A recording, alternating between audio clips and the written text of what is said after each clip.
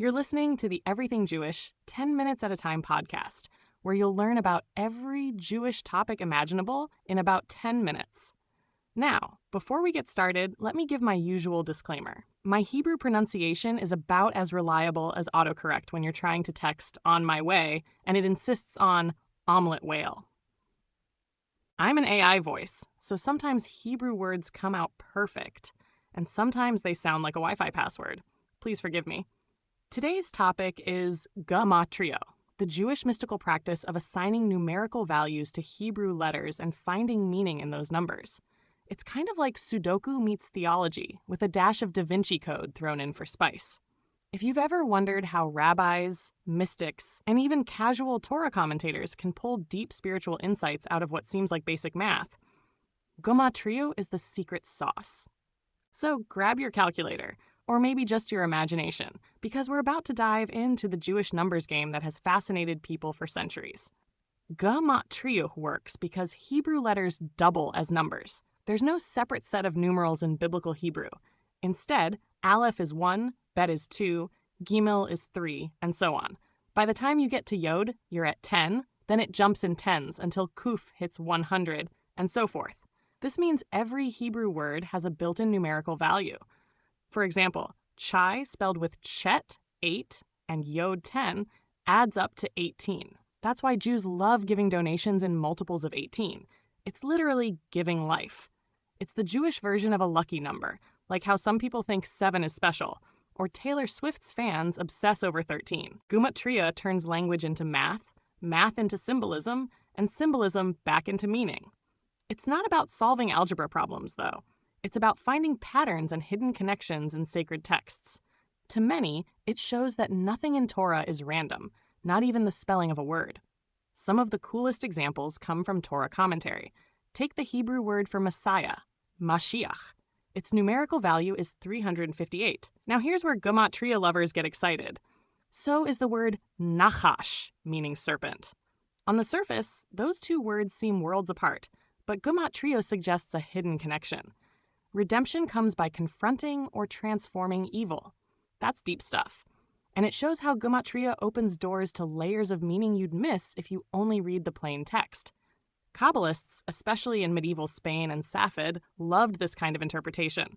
To them, Gematria wasn't a party trick. It was evidence of divine order built into the very fabric of the Hebrew language.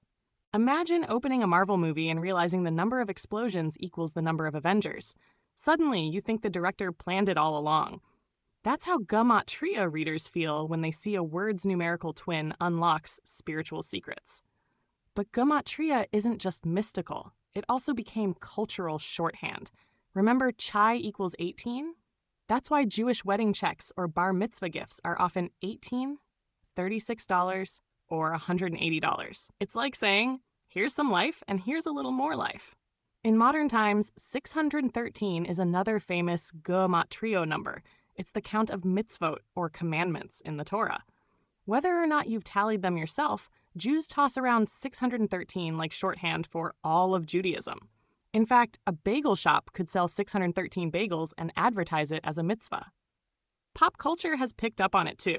Larry David on Curb Your Enthusiasm has made jokes about the number 18, and you'll see chai jewelry sold at Judaica shops as both a faith symbol and a fashion statement. Gematria escapes the study hall and pops up in daily life, showing how numbers carry layers of cultural meaning. Now, let's get playful. Some people use Gematria almost like Jewish trivia night. You can take any Hebrew word, add up the letters, and then go hunting for other words with the same value. It's like an ancient version of Google's "I'm feeling lucky" button. Sometimes the results are profound. Sometimes they're just fun coincidences. For instance, the word ahava, meaning love, adds up to 13. Guess what else is 13? Echad, meaning 1. So love equals 1. It fits beautifully with Jewish teachings about unity and relationships. On the flip side, skeptics argue you can force connections anywhere if you try hard enough. It's like conspiracy theorists finding hidden codes in cereal boxes.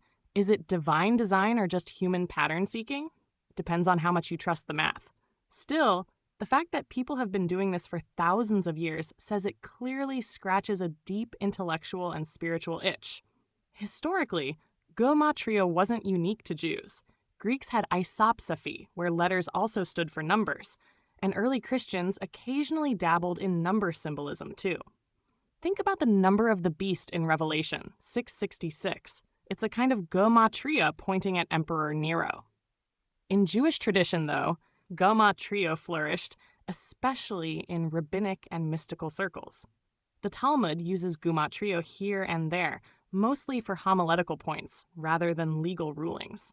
For example, rabbis sometimes argue that certain commandments are hinted at by numerical equivalences.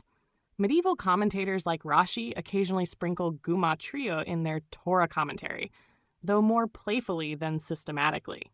Then Kabbalists took it to the next level, treating it almost like a spiritual science. It's like comparing someone doodling math on a napkin to Einstein scribbling relativity equations. Both are math, but one reshapes the universe, or at least the way people see it. Gematria's prestige grew with mystics, while mainstream Judaism kept it as one tool among many for exploring Torah. In pop culture, Gematria sometimes gets linked to mystical or even magical ideas. Dan Brown novels, YouTube conspiracy videos, or people on Reddit love pointing out hidden codes in Hebrew texts. And yes, there's even a free online Gematria calculator. You type in a Hebrew word and boom, you get a number. Then you can spend hours chasing rabbit holes of connections, like binge-watching Netflix, but with more math. Some rabbis warn against overdoing it. After all, Jewish law and ethics don't come from number games, they come from halacha. Gematria is more like garnish. It adds spice and depth, but shouldn't replace the meal. Still, for many Jews, it's a beloved part of the tradition. Just like astrology columns in the newspaper might be silly for some, others find comfort or inspiration in them. With Gematria, the difference is it's rooted in sacred Hebrew, which gives it a special aura of authority. Of course, not all Gematria is serious. Sometimes rabbis or teachers use it for humor. Imagine a sermon where the rabbi says, the Hebrew word for bagel equals the word for coffee. So clearly it's a mitzvah to buy breakfast at the synagogue fundraiser. That's Gematria with a wink. Kids in Hebrew school sometimes learn basic Gematria as a way to connect with Torah numerically, sort of like turning learning into a scavenger hunt. You'll also hear it at Jewish trivia nights where someone might quiz you. What number is chai? Or how many commandments are there? It's a playful side of Jewish culture, a reminder that not everything sacred has to feel heavy. Numbers can inspire laughter as well as awe. And when you think about it, finding joy in Torah, even through math jokes, fits perfectly with the Jewish value of celebrating learning itself. Critics, though, sometimes roll their eyes. They argue Gematria is too easy to manipulate. After all, with enough creativity, you can connect almost anything. Want to show that pizza is holy? Add up the letters creatively, find a match, and boom! You've got Torah-level endorsement for extra cheese. Traditional scholars caution that Gematria should never override plain meaning or established law. It's a tool, not the foundation. Yet even critics admit that Gematria reflects something real. Humans love finding patterns. The Hebrew Bible is packed with deliberate structures. 7 days of creation, 40 years in the wilderness, 12 tribes.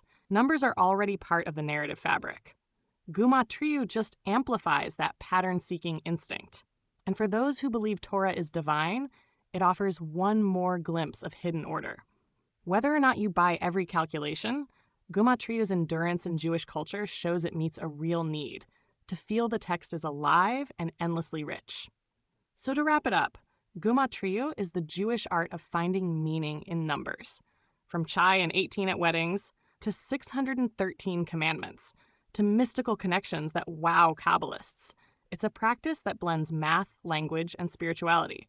Sometimes it's profound, sometimes it's playful, but it's always a reminder that Torah isn't just a book. It's a universe of meaning waiting to be explored. You don't need to be a mathematician to enjoy Gematria. You just need curiosity and maybe a calculator app on your phone. Next time you see Hebrew letters, remember, you're looking at numbers too. And those numbers might be whispering a story. Thanks for listening to the Everything Jewish 10 Minutes at a Time podcast. Now go impress your friends by casually dropping, "Did you know love and 1 both equal 13 in Gematria?" You'll sound like a Jewish wizard of math. Until next time, l'chaim, literally to life, and numerically to 18.